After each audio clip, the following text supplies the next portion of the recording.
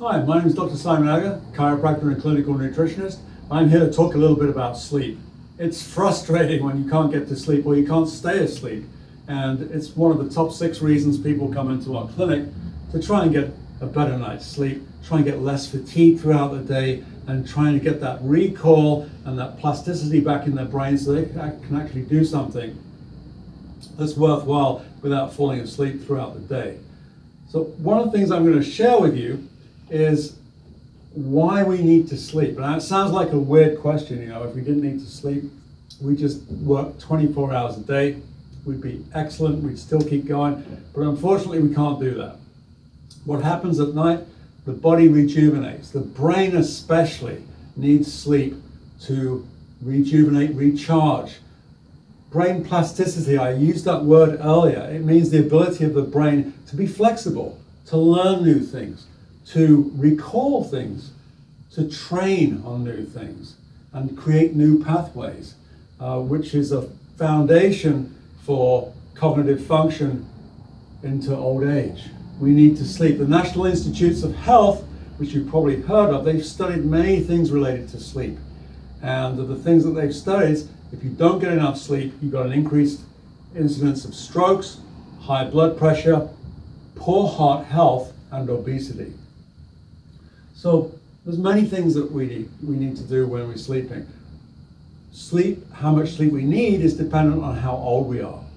If we're a newborn baby, we need about 18 hours of sleep a day.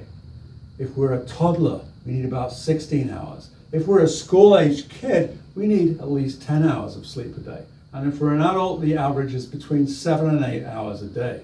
These are general averages for the population. There are several factors that can be modified to help you sleep. And we're going to go into detail about how to work with sleep problems in some later sleep videos. But on this first one, I'm going to give you some things, some fundamental things like light. It's very important that the light is out of your room, that everything's dark. You have this little gland in the seat of the brain called a pineal gland. It secretes melatonin. It only secretes melatonin at night if it's dark. And if you've got lights on, it doesn't secrete as much. So that helps you sleep. If you can't block out the light with curtains or blinds, use a night mask. Noise is another problem that can make your sleep lighter than it needs to be. Earplugs work really well. Use some earplugs.